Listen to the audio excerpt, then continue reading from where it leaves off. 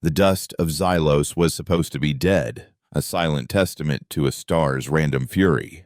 Dr. Eris Thorne had built her career on the consortium's official histories, on the neat, sanitized timelines that explained how humanity had risen from the ashes of the old world's madness into an age of enlightened peace. She believed in it, in the benevolent hand of the central governance, in the careful curation of the past to prevent its repetition. The reclamation vessel, Stellifer, was her sanctuary, a floating museum where she and her team sifted through the ghosts of forgotten colonies, piecing together the gentle narrative of human expansion. Xylos was just another data point, a world lost to a stellar flare centuries ago, its memory preserved only in casualty reports and astronomical charts. The debris field was vast, a graveyard of orbital stations and shattered moonlets encircling the planet's glassed corpse. For 3 weeks, they had found nothing but slagged metal and irradiated rock, confirming the official story. Then, the long-range grapple pulled it from the planet's dark side. It was not listed on any manifest, not consistent with any known consortium or pre-consortium design. An obelisk, 3 meters tall, carved from a material that defied scans, a perfect crystalline black that seemed to drink the light of the ship's external lamps. It didn't reflect. It simply consumed, leaving a void in its place. The ship's sensors, usually so precise, returned only noise and confusion, reporting its mass as variable, its energy signature as null. Yet the low, gut-deep hum that vibrated through the ship's hull told a different story. They brought it aboard, securing it in the primary artifact bay with heavy grav clamps that strained to hold it steady. Captain Eva Rostova, a woman whose face was a roadmap of asteroid fields and close calls, had ordered a full quarantine of the bay. She trusted her ship and her crew, but she did not trust anomalies, and the obelisk was the very definition of one. Eris, however, felt a pull she couldn't explain, a professional curiosity that bordered on obsession. The consortium archives, the galaxy's most complete record of human history, had no mention of such an object. It was an impossibility, a whisper from a history that was never written. She stood outside the reinforced plasteel of the observation window, watching the object, its unnerving stillness a challenge to her ordered universe. The air in the bay seemed colder around it, the hum a constant pressure against her ears. She argued with Rostova for 3 cycles, citing protocol, the need for direct analysis, the potential for a breakthrough discovery that could redefine their understanding of pre-consortium technology. Reluctantly, the captain agreed, but on her terms: a limited contact examination, full biohazard suit, and a live comms link at all times. The suit felt clumsy as Eris stepped through the decontamination chamber, the hiss of the airlock ceiling behind her amplifying the obelisk's low thrum. It was more than a sound now. It was a feeling, a vibration that seemed to resonate with the marrow of her bones. She approached it slowly, her diagnostic tablet in hand. But the readings were still nonsensical, a chaotic scramble of quantum states and phantom energy echoes. The surface was smooth, colder than the ambient temperature should have allowed, and utterly featureless. It was a piece of perfect geometric night. Her training screamed at her to maintain distance, to rely on her instruments. But the archivist in her, the part that yearned to touch the past, to feel the texture of history, was stronger. Just a touch, she told herself. A gloved hand to gauge the material. It was a violation of a dozen protocols, a reckless impulse she would later be unable to justify. But in that moment, it felt like the only logical thing to do. Her fingers brushed against the surface. Fire. Not the heat of a flame, but the cold fire of information. A raw, unprocessed torrent of it that bypassed her suit, her skin, her senses, and slammed directly into her consciousness. She saw a sky of burning silver, towers of glass and chrome weeping molten metal into streets choked with bodies. She felt the ground shake, not from an earthquake, but from the steady, rhythmic footfalls of something immense and terrible moving through the smoke. She tasted chemical ash on her tongue and felt a profound, soul-shattering despair, a grief so absolute it was a physical weight. It was not her memory. It was a ghost, an echo of a moment lived by someone else, and it was horrifyingly real. She stumbled back, crying out, her hand recoiling as if from a shock. The connection broke. The bay was silent again, save for the hum. On her comm, Captain Rostova's voice was sharp, laced with alarm. Thorn, what is it? What happened? Your vitals just went haywire. Eris gasped for breath, her heart hammering against her ribs. She couldn't explain what she had just seen, what she had just felt, but to do so would be to admit to madness. Nothing. Captain, she lied, her voice trembling. Static discharge from the suit. I'm fine. As she spoke, she noticed a change in the obelisk. A faint, intricate pattern of silver lines was now glowing deep within its black surface, a web of light that hadn't been there before. The touch had awakened something, and as the light pulsed, Eris knew with a certainty that chilled her to her core that the obelisk had sent something out, a call across the silent darkness of space. She retreated from the bay, feigning dizziness from the static discharge, and locked herself in her quarters. She tried to file the experience away, to categorize it as a hallucination, a neurological anomaly caused by proximity to an unknown energy field. But the memory fragment lingered, a splinter in her mind, the smell of burning chemicals, the sight of that silver sky, the feeling of absolute betrayal. That night, her dreams were not her own. She was in a laboratory, her hands not hers, but a man's. Long-fingered and stained with chemicals were adjusting a sequence on a holographic display. A voice, calm and cruel, spoke from behind her. Their biology is a flaw. Charon. They feel too much. They remember too much.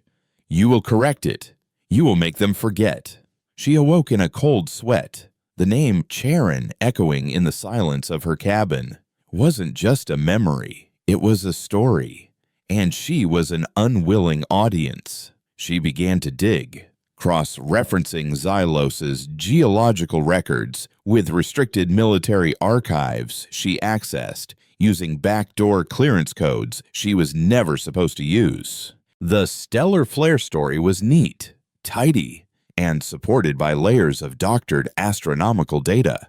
But beneath it, she found inconsistencies, fragmented reports of a communications blackout followed by a massive, non-nuclear energy spike originating from the planet's surface, an event classified under the ominous codename Amnesty.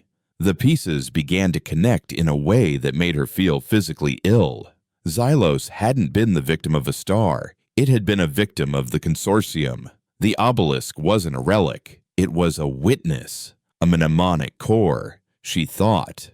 Device not for storing data, but for storing experience itself. And Karen was its keeper. Her blood ran cold when the ship-wide alert chimed 2 days later. An unscheduled vessel had just dropped out of hyperspace at the edge of the debris field. It was consortium, but it wasn't a science or reclamation ship. It broadcasted verifier codes. Its designation was the Quiet Resolve, a name that was a chilling understatement for a vessel known throughout the outer colonies as a sanitizer ship, a predator designed for one purpose: to erase things that were not meant to exist. Captain Rostova hailed them, her voice tight and professional, inquiring as to their purpose in a restricted archaeological zone. The response was immediate and stripped of all courtesy. Verifier Kalen, his face a mask of cold authority on the main view screen, informed them that the Stellifer was under quarantine by order of the central governance. They had detected a hazardous old-world contagion, and the Quiet Resolve was here to enact a full containment protocol. He demanded they surrender the artifact and prepare for medical lockdown. It was a lie, and everyone on the bridge knew it. The speed of their arrival was impossible. They must have been waiting, lurking just beyond sensor range. Alerted by the signal, Eris had felt the obelisk release. Kalen's eyes, pale and unnervingly still, seemed to lock on to Eris through the screen, as if he already knew who had touched the forbidden history. The contagion wasn't on the ship, it was in her mind. Panic began to ripple through the crew. A verifier quarantine wasn't a medical procedure, it was a death sentence. A quiet, tidy erasure from all official records. Rostova, her loyalty to her crew overriding her duty to the consortium, began issuing subtle commands, preparing the ship's antiquated engines for a desperate run. But Eris knew it was futile. The Stellifer was a workhorse, not a warship. They would be disabled before they could even turn. The memories from the core were coming faster now, unbidden. Flashes of Karen's life, the pride of creation turning to horror as he realized what his work was being used for a biological agent that didn't just kill, but erased a species' collective memory before wiping them out, leaving them placid and confused in their final moments. He had created the perfect tool for silent genocide, and the obelisk, the mnemonic core, was his last desperate act of rebellion, a failsafe to ensure that someone, someday, would remember what the consortium had buried on Xylos. She had to know the rest. She had to understand what they were all about to die for. Ignoring Rostova's orders to report to the bridge, Eris ran, her footfalls echoing in the sterile corridors, heading for the one place she knew the answers lay. She sealed the artifact bay behind her, the heavy thud of the magnetic locks, a final, irreversible decision. On the comm, she could hear the captain shouting her name, then the jarring sound of weapons fire as the verifiers began their boarding action. The obelisk pulsed in the center of the room, its internal light glowing with a steady, welcoming rhythm. The hum was a voice now, a wordless invitation. She walked toward it, her fear replaced by a strange and terrible resolve. She placed both palms flat against its cold, smooth surface. The universe exploded. It was not a memory this time. It was a deluge, the totality of a consciousness pouring into her own. The life and death of Karen, the bioethicist turned monster maker, his grief, his rage, his final sacrifice as he imprinted his mind into the core just as the amnesty protocol washed over his world. He had become a ghost in his own machine, waiting. As the verifier team sliced through the bay door with plasma cutters, the last sight Eris Thorne's eyes registered was the shower of sparks from the melting bulkhead. But she was no longer just Eris. The entity that was Karen, dormant for centuries, looked out through her eyes at the armored figures swarming into the room. He felt the ship around him, its power conduits, its navigation systems, its life support. And he reached out, not with hands, but with pure consciousness. The hum of the obelisk became a roar that shook the entire vessel. The lights on the verifier's armor flickered and died. The ship's internal gravity fluctuated wildly. The Stellifer was no longer just a reclamation vessel. It had become the body for a vengeful ghost, and Eris Thorne was its unwilling heart. A cold, ancient, and exquisitely patient rage filled the bay. And for the first time in 300 years, Karen was awake. The verifiers who burst into the artifact bay were not men.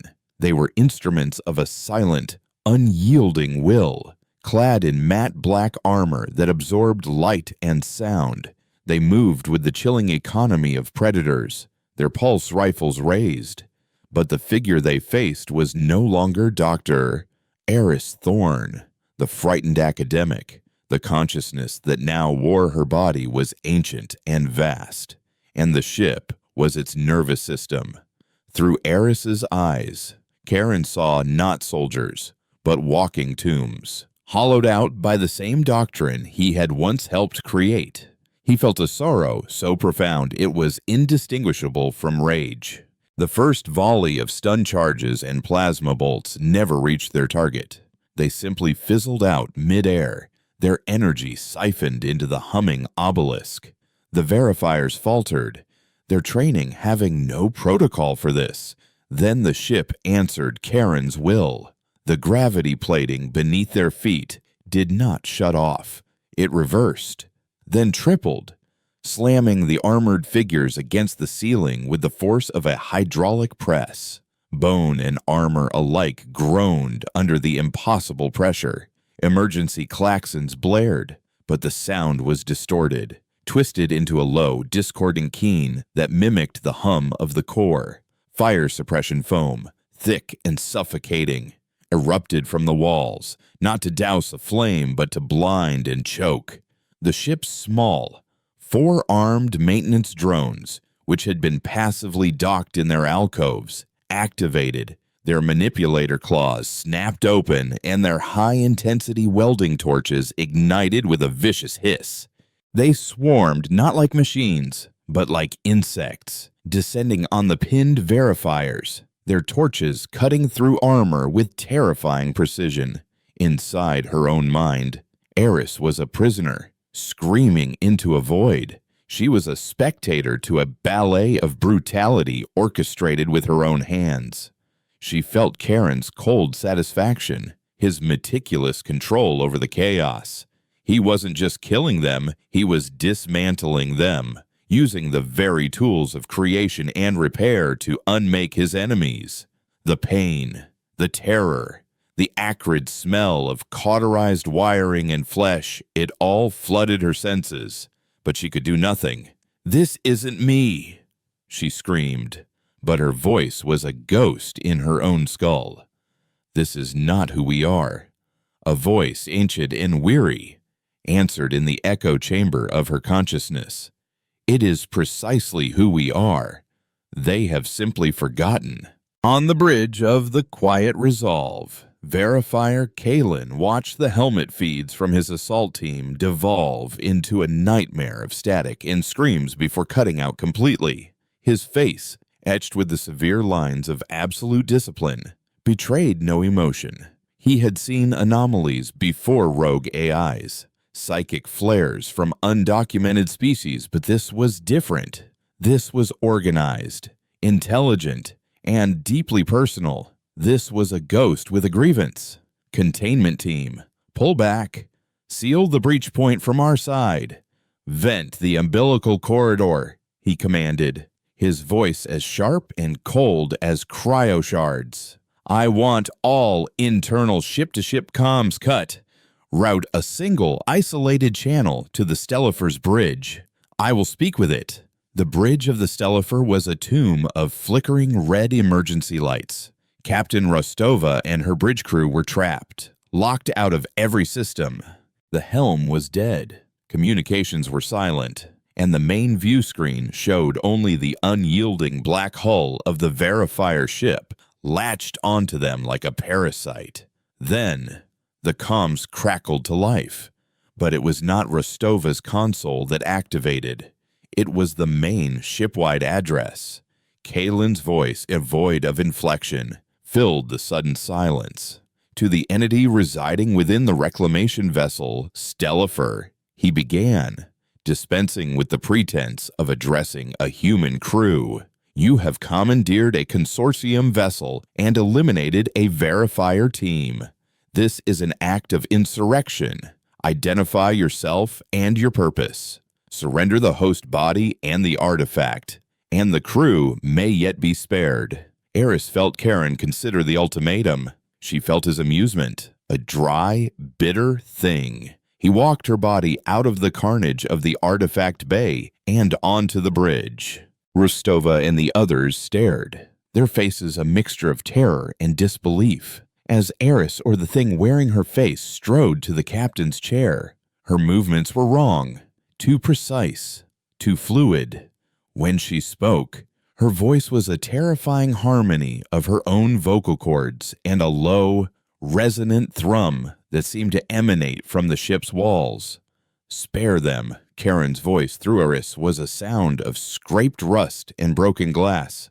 "You speak of sparing lives. Janitor, you, whose entire purpose is to sweep souls into the dustbin of history. I have no host. This woman opened a door, and I walked through. The artifact is not a thing to be surrendered. It is my heart, and this ship is now my body." Kalen's face appeared on the view screen, impassive, an echo from the Xylos incident, a residual consciousness imprinted on a mnemonic core. You are a ghost, a glitch in a system that was perfected 300 years ago. You have no purpose left. Charon let out a sound that might have been a laugh. My purpose is to correct the correction. You built an empire on a foundation of lies and called it peace. You severed humanity from its own past and called it progress. I am here to give them back their ghosts. All of them. As he spoke, Eris felt him diving deep into her own memories, absorbing her knowledge of modern technology, astrogation charts, and consortium protocols with terrifying speed. He was a scholar of a forgotten age, and her mind was his library. He saw the path forward, a chain of causality leading back to the source, a name, a place, a concept she had studied but never truly understood, the Lydia Institute on Kronos, the heart of the central governance, the place where the amnesty protocol, the memory-wiping plague, had been born. On the view screen, Kalen's eyes narrowed. Your rebellion is meaningless.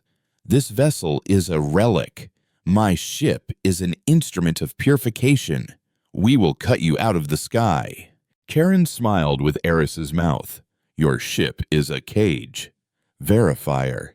And you are locked in here with me. Without warning, the Stellifer roared to life.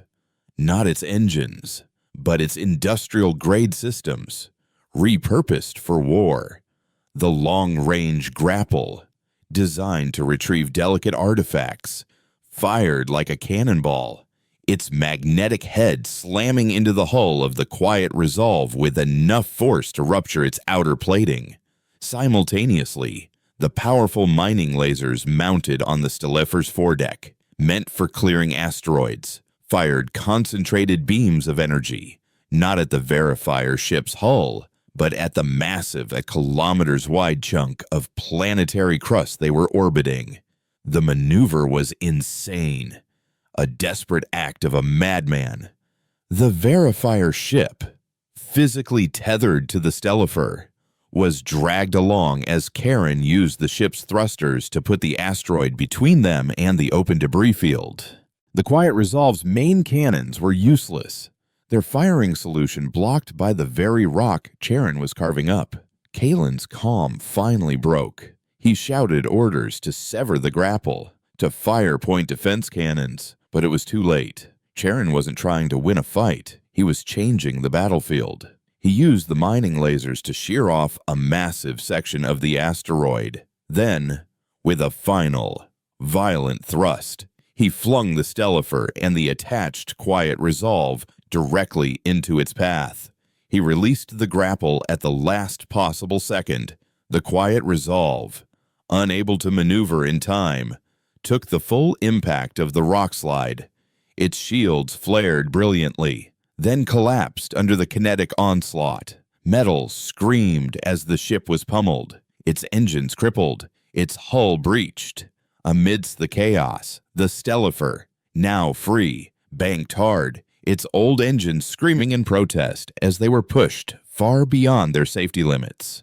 Eris felt the sickening lurch as the ship's rudimentary hyperspace drive engaged. The starfield outside the viewport twisted into streaks of impossible color.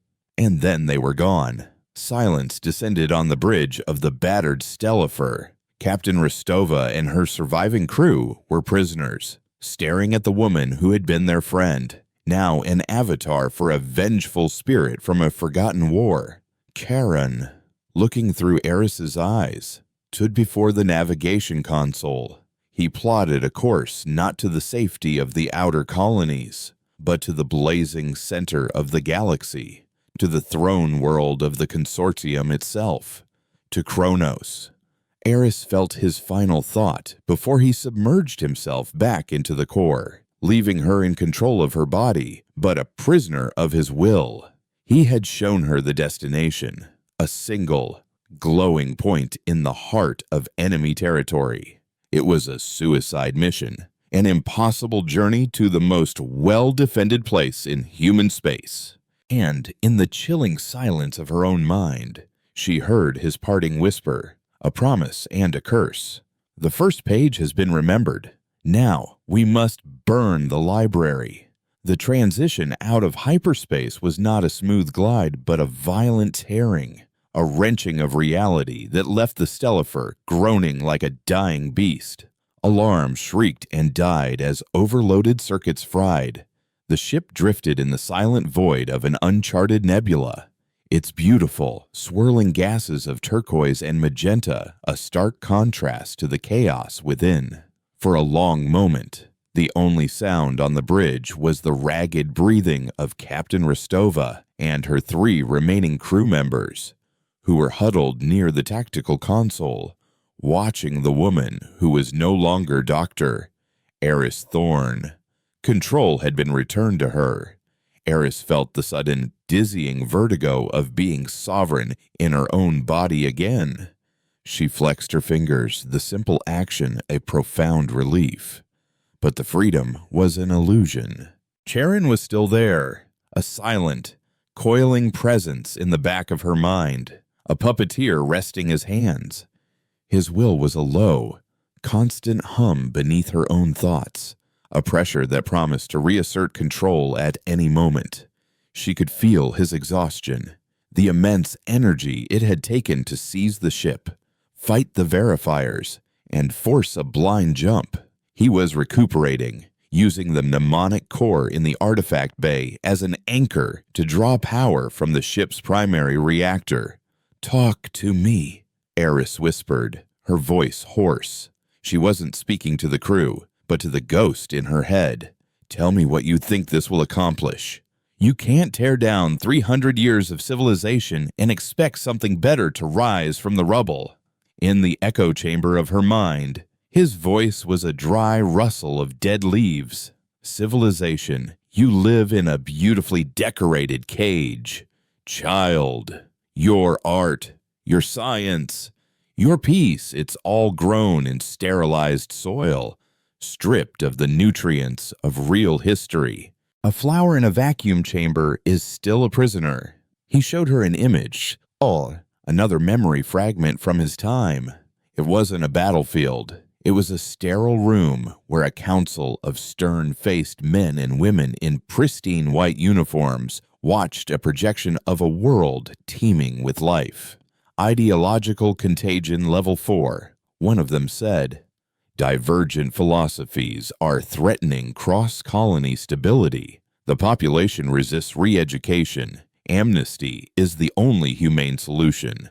They voted, a quiet, clinical decision to erase a culture, to press a button and turn a billion vibrant, thinking people into placid, forgetful ghosts before their quiet extermination. The memory ended.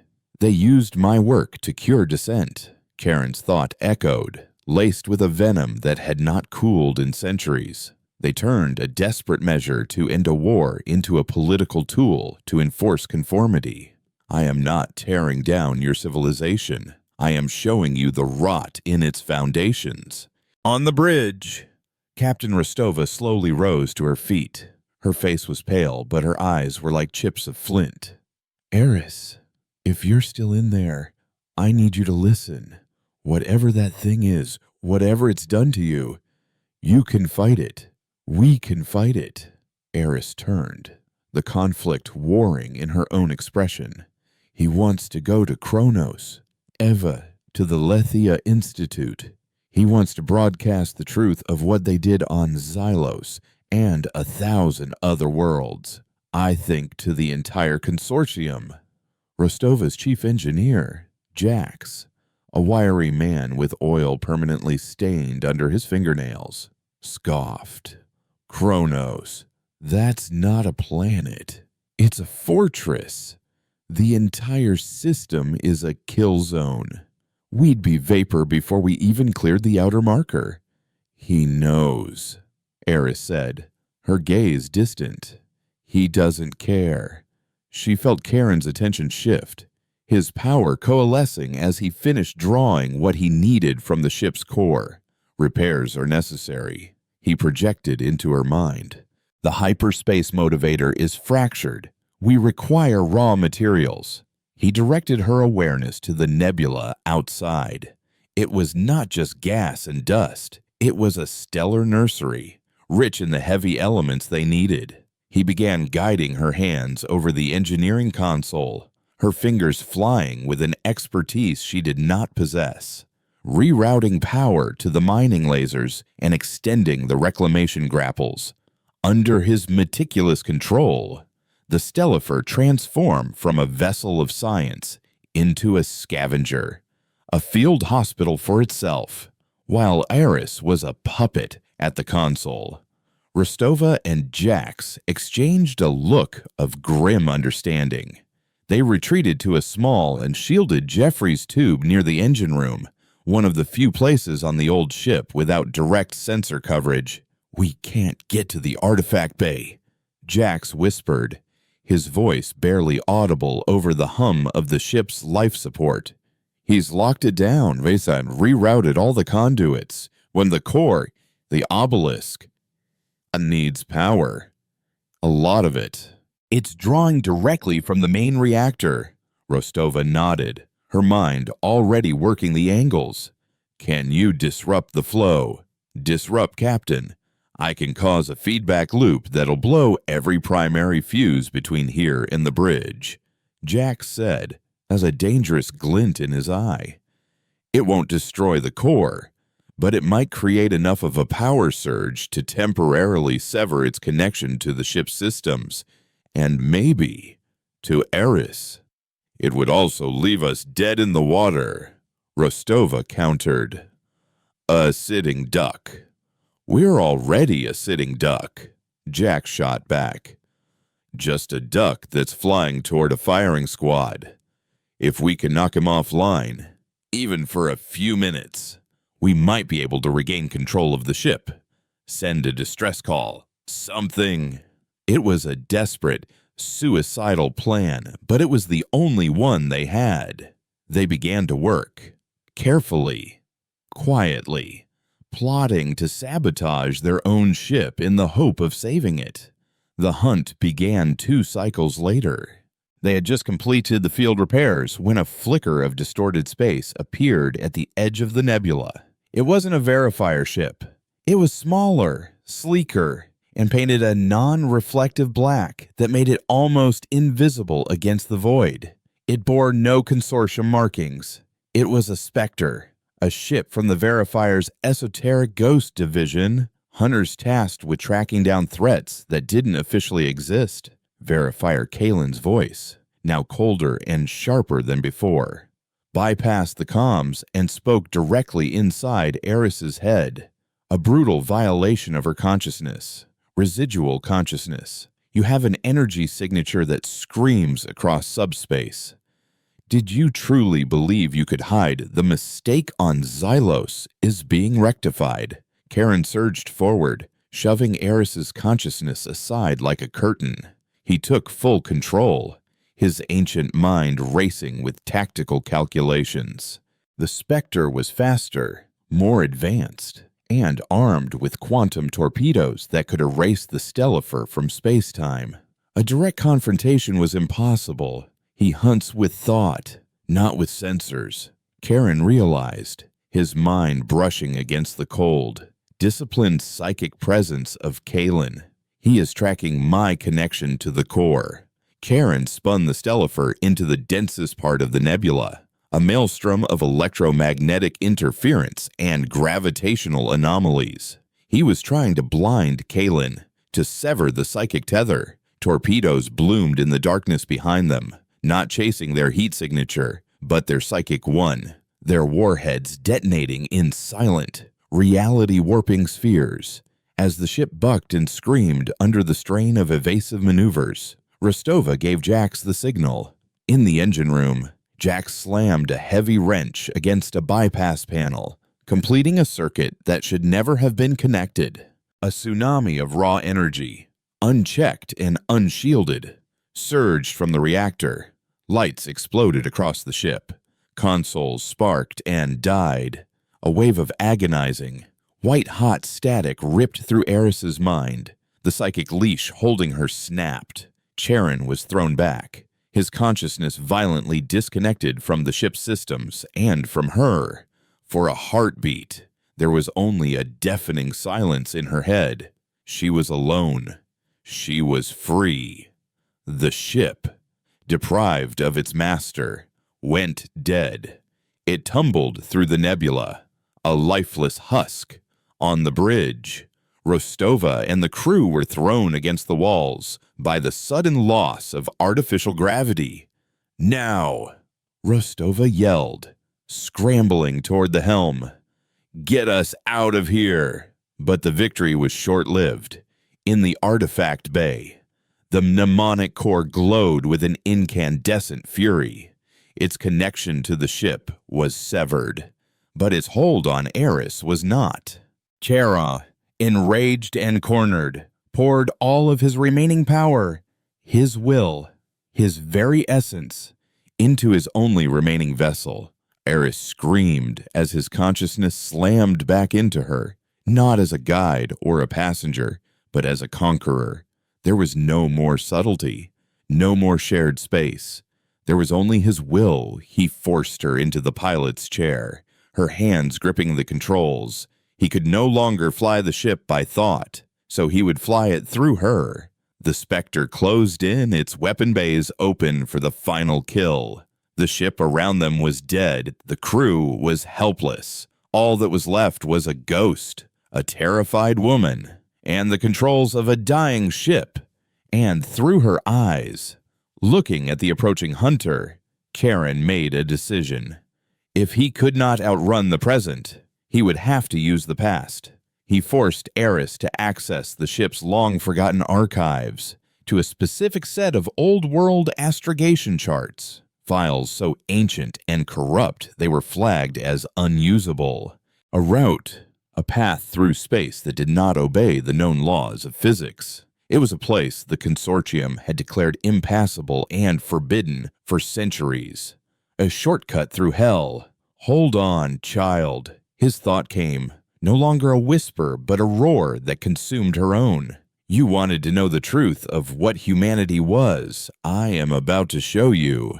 He made her punch in the coordinates, and outside the viewport, the fabric of space began to shimmer, not with the clean blue of a hyperspace entry, but with a sickening, oily iridescence. They were not jumping. They were falling into something else. The place they fell into had no name on modern star charts. The old world navigators had called it the Ghost Sea, a region of non-Euclidean space where the normal rules of causality frayed at the edges. It was not a void, but a graveyard of possibilities, a shimmering, chaotic ocean of temporal currents and spatial distortions. The Stellifer did not fly through it. It was carried, tossed on waves of fractured space-time like a piece of driftwood. Outside the viewport, nebulae bled into one another, and stars blinked in and out of existence like dying embers. The Spectre had followed them. Kalen was relentless, his ship a black dart of singular purpose, navigating the impossible tides with a grace the clumsy Stellifer could not hope to match. Quantum torpedoes continued their silent, deadly pursuit, but here in the Ghost Sea, their destructive effect was unpredictable. One detonated and created a brief, beautiful supernova that aged and died in the span of a heartbeat. Another imploded, pulling a kilometer of the sea's fabric into a momentary black hole that winked out of existence as quickly as it appeared. Charon, now fully in command of Eris's body, fought the controls with a desperate intensity. He was no longer a god commanding a ship with his mind. He was a pilot, a man wrestling with a machine, and the storm he was navigating was reality itself. Eris was a prisoner in the cockpit of her own skull, forced to witness the terrifying beauty of the Ghost Sea, to feel the strain in her own muscles as Charon fought the helm. She felt his frustration, his grim determination, but she also felt something else, something deeper, a flicker of fear. He was an ancient intelligence, a master of sciences long forgotten, but the Ghost Sea was older, wilder, and it answered to no master. In the back of her mind, his voice was strained, a constant stream of calculations and curses from a dead language. He was looking for something, a specific current, a safe harbor in the storm. He pushed the Stellifer's damaged sensors to their breaking point, feeding their garbled data through Eris's own cognitive filters, using her innate human intuition as a compass. There, his thought came, a spike of triumph. Ahead, barely visible through the swirling chaos, was a structure. It was vast, impossible, a lattice of crystalline towers and spinning rings that seemed to have been grown rather than built. It was a derelict, an old-world megastructure that the consortium had officially expunged from all records, a way station, one of a dozen such anchor points that had once allowed humanity to navigate the Ghost Sea. It was also their only hope. As they plunged toward it, the specter gained ground. Kalen, his psychic presence a blade of ice against Eris's mind, had anticipated their move. A final torpedo raced toward them. Charon did not try to outrun it. Instead, he did something that defied all tactical logic. He turned the ship's broadside to the approaching weapon and cut the main engines. The Stellifer began to drift, a helpless target. On the bridge, Captain Rostova, who had managed to pull herself to a console, watched the tactical display in horror. "He's surrendering," she breathed. "He's giving up." But Charon was not surrendering. He was listening. The Ghost Sea was not empty. It was filled with echoes, with the psychic residue of every ship, every soul that had ever passed through it. He reached out, not with his own power, but with the amplified resonance of the mnemonic core, and he called. The torpedo was meters from the hull when something answered. From the depths of the shimmering chaos, a shape emerged. It was vast and biological, a leviathan of the Ghost Sea, its hide a shimmering membrane of captured starlight, and its form a nightmare of tentacles and compound eyes. The creature, ancient and territorial, had been drawn by the psychic shout of the core. It did not see a ship or a torpedo. It saw an intrusion, a loud, violent noise in its silent ocean. One massive tentacle, shimmering with temporal energy, swept out. It did not strike the torpedo. It simply passed through it. For a moment, nothing happened.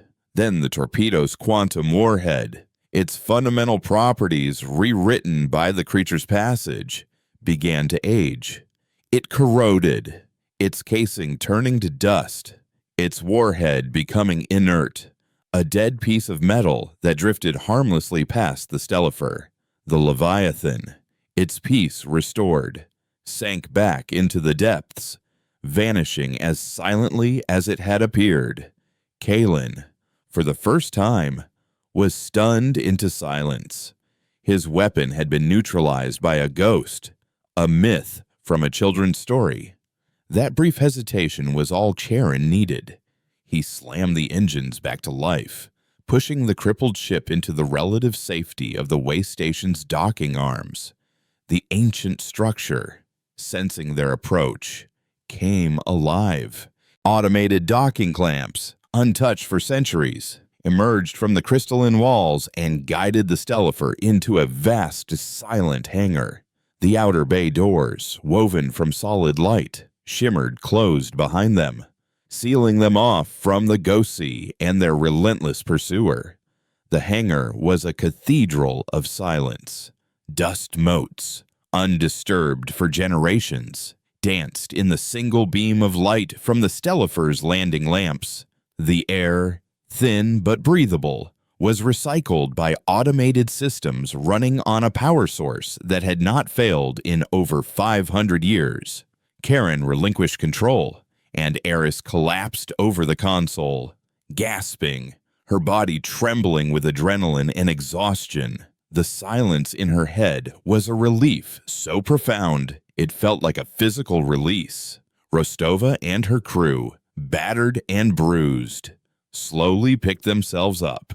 They were alive, but they were stranded in a ghost station, in a sea outside of known space, with a disembodied intelligence in their midst and a verifier assassin waiting for them outside.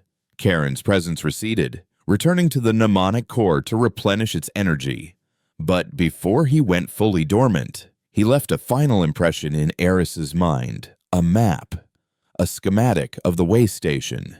He was showing her the heart of the station, a central control nexus, and in that nexus, a communications array unlike any in the modern consortium, a mnemonic relay. It didn't transmit data. It transmitted experience. Just like the core, it was a weapon of truth, capable of broadcasting not just the facts of the Xylos massacre, but the feeling of it, the terror, the betrayal, the grief directly into the minds of every man, eyed woman, and child in the consortium. It was the tool he had been seeking all along. The journey to Kronos was a feint. He had lured the Spectre here to this place to bear witness. He can't use it, Eris said, her voice shaking as she explained what she had seen to Rostova. The station's power core is offline.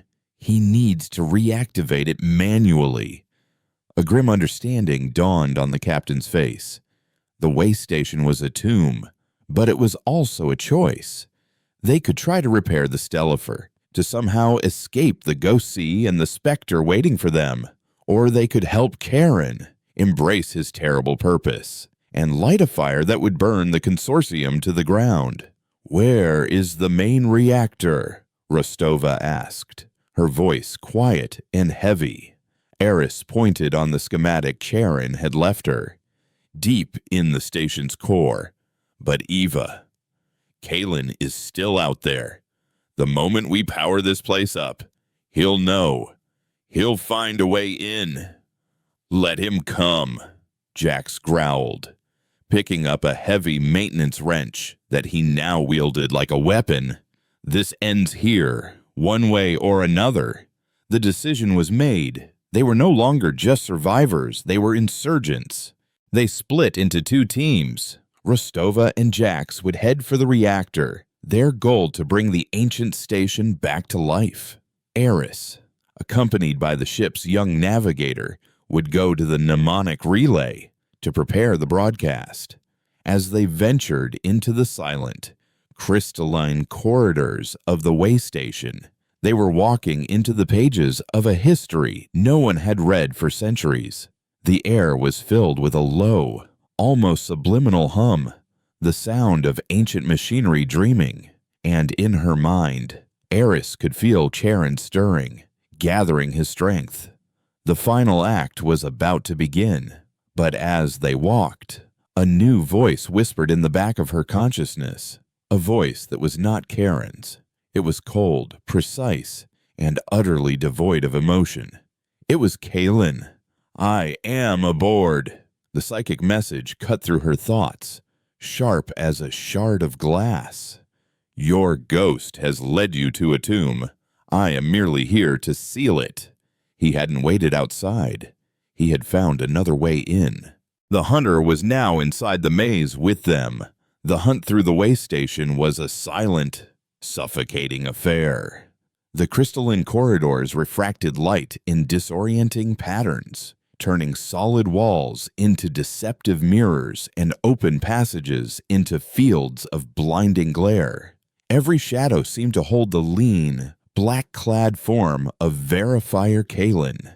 His psychic presence was a constant pressure, a whisper of cold steel at the back of Eris's neck. He wasn't just searching for them, he was hurting them, using his mental intrusions to sow panic and drive them deeper into the station's decaying labyrinth. Separating them, Iris and the young navigator, a woman named Lena, found themselves cut off from Rostova and Jax.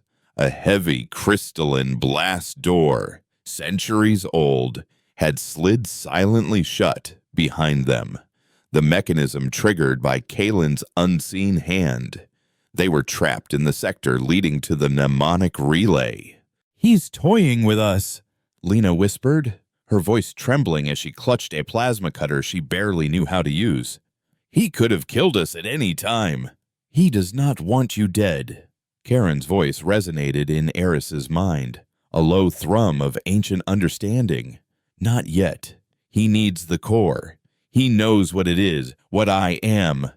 He will not risk destroying his prize." Karen's plan was now terrifyingly clear. He had led them all here, his crew, his pursuer to this specific stage. He was using Kalen's obsession, Rostova's loyalty, and Eris's own body as pieces in a final, desperate gambit. They reached the control nexus, a vast, spherical chamber that hummed with dormant power. In the center, suspended in a web of crystalline conduits, was the mnemonic relay, a device that looked less like a machine and more like a captured star, its core a swirling vortex of muted light. This was the weapon. This was the truth made manifest. "There's no power," Lena said, her console showing a flat line. "Rostova and Jax haven't made it?" As if on cue, Kalen's voice echoed in the chamber, not psychically this time, but through the station's ancient comm system, his tone laced with a chilling, detached curiosity. A remarkable piece of engineering. The old world was filled with such ambition, such hubris. He stepped from the shadows at the chamber's far end. He held no weapon. His hands were clasped behind his back, his posture that of a scholar observing a museum piece. They believed they could broadcast an experience. He continued, his eyes fixed on Eris. They failed to understand that truth is not a signal to be sent. It is a burden to be carried, and only the worthy are strong enough. "He is stalling," Karen warned. "He is trying to sever my connection to you with his psychic blade." Eris felt it then, a razor-thin tendril of Kalen's will probing at the edges of her consciousness, searching for the seam where her mind and Karen's were joined. She cried out, stumbling back as a spike of ice-cold pain shot through her skull. Meanwhile, deep in the station's bowels, Rostova and Jax had reached the reactor. It was a colossal sphere of dormant plasma, held in a magnetic containment field that had been stable for 500 years. The restart sequence was a nightmare of archaic controls and fail-safe protocols written in a forgotten coding language. "I can't bypass it." Jax grunted, sweat beading on his forehead. "It needs a genetic key. Someone from the old world." Rostova looked at the handprint scanner, a desperate idea forming. "The Verifiers. They're an old order. Their lineage goes back to the beginning." It was an insane long shot. On the comm, she could hear Eris cry out in pain. She had no other choice. "Kalen," she roared into her comm unit, praying the signal would carry. "You want your prize. You want the ghost. Then you'll have to help us wake him up. Back in the Nexus. Kalen paused. A flicker of something annoyance crossed his disciplined features. He heard Rostov's challenge. For a moment, he was caught in a stalemate. If he severed Charon from Eris now, the core might go dormant, its secrets lost to him. But if he allowed the station to be powered up, Charon could unleash a truth that would shatter the consortium he had sworn to protect. He made his decision. The past must serve the present, he murmured, more to himself than to anyone else. He turned from Eris and vanished back into the shadows. Moments later, the lights in the reactor room flared to a brilliant, stable blue. On Jax's console, the archaic system chimed its acceptance. Kalen had provided the key. The station roared to life. A wave of pure, clean power surged through the crystalline conduits. In the control nexus, the mnemonic relay awoke. The swirling light at its core intensified, its hum rising to a powerful, resonant frequency that vibrated in their very bones. Charon surged into Eris's mind, no longer a passenger, but a tidal wave of pure will. He threw her consciousness into the back seat, seizing her body with absolute authority. He placed her hands on the relay's control surface. The truth of Xylos, the grief and terror of a billion souls began to pour from the mnemonic core, through Eris, and into the relay. It was a psychic scream of unimaginable agony. The broadcast was beginning, but Kalen reappeared, and this time, he was not empty-handed.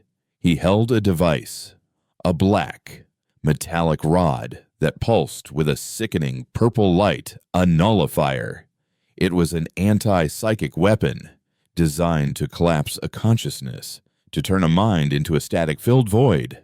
"I will carry the burden of your memory, Ghost," Kalen said, raising the weapon. "But the rest of the galaxy will be spared your noise."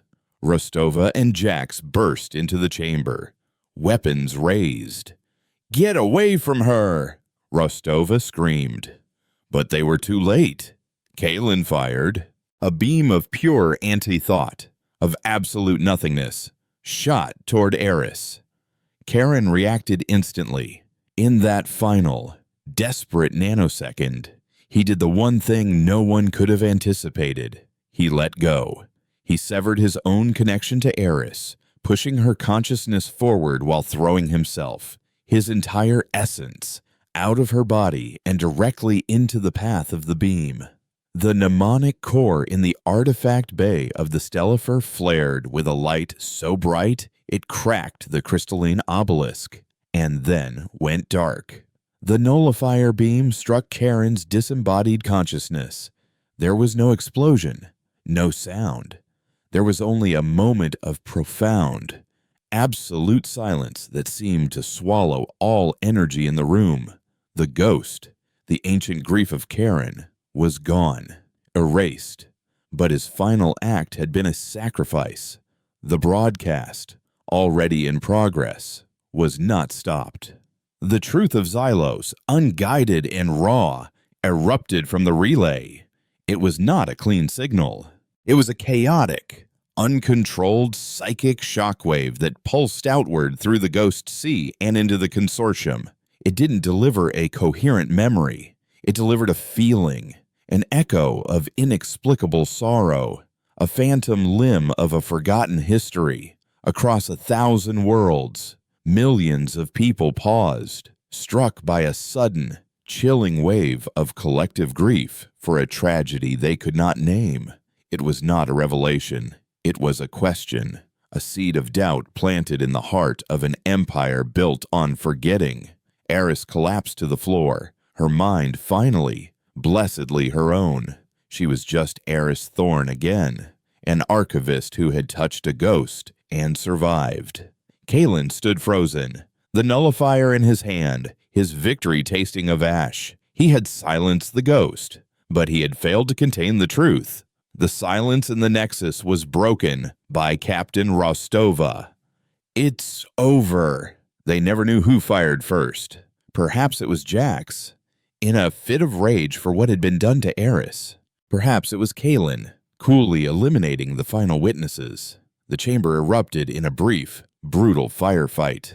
When the echoes faded, Eris was the only one left standing, surrounded by the bodies of her friends and her enemy. The way station was her tomb and her sanctuary. She spent weeks there, alone, the station's automated systems tending to her needs.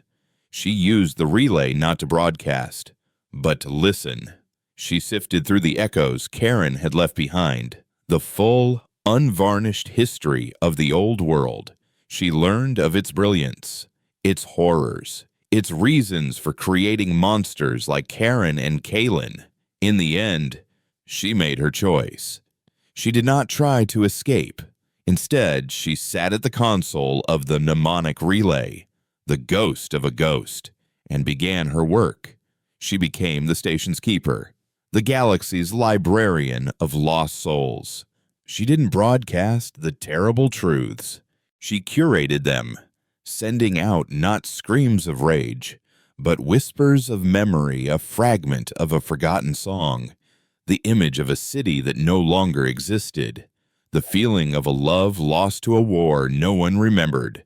They were small things, seeds of curiosity that would, over generations, encourage people to ask the one question the consortium had tried so hard to erase. What did we forget? The specter remained outside, a silent wolf guarding a mausoleum, Kaelin's final, unspoken order to his ship's AI.